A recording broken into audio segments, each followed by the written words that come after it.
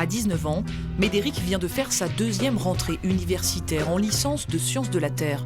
Le jeune homme a quitté sa famille près du Tréport pour mener une vie d'étudiant autonome avec une routine bien installée, le passage au supermarché. Avec les cookies, on n'est pas loin de 1,80 et les yaourts, on doit être à 1,40. Un sac rempli en 5 minutes. Pas de temps et encore moins d'argent pour s'attarder dans les rayons. Comment vous les choisissez, vos produits? L'essentiel. Pas forcément besoin de viande vu que déjà ça trouve le budget, puis aussi parce que ça me va de réduire ma consommation de viande. Je fais pour 2 semaines, du coup je prends pour à peu près 20 €.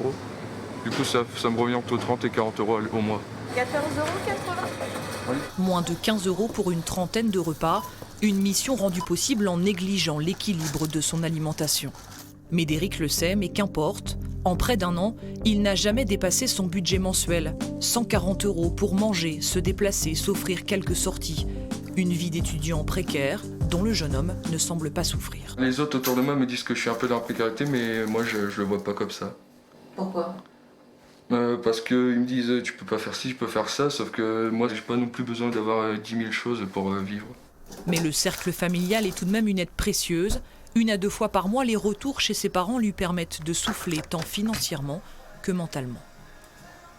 De temps en temps, il y a ma mère qui me dit il y a quelques courses qui traînent, si tu les veux, prends-les. Ou si tu as besoin d'argent, n'hésite pas à nous le dire. Ou si t'as besoin, ou si tu veux parler aussi. Vu que je suis pas du genre à demander de l'aide, du coup souvent c'est eux qui arrivent à me percer à jour s'ils voient que ça va pas.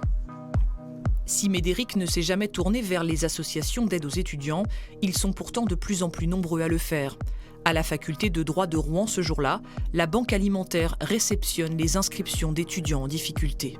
On va porter un peu un regard sur votre situation. Donc, vous êtes boursière, je crois. Alicia, élève en master de droit du patrimoine, est venue renouveler son inscription car cette année universitaire s'annonce plus pénible que les précédentes. À cause du Covid, il n'y avait pas grand-chose en job étudiant, quoi. Ça t'aide de quelle façon, en fait? En général, ça me permet de financer toute l'année scolaire, quoi. Ça me sert à payer le téléphone, l'essence, le loyer, tout ça. Et là, comment ça va se passer? Comment tu appréhendes l'année, du coup? Ça va être compliqué. Alors là, vous avez des brioches comme ceci.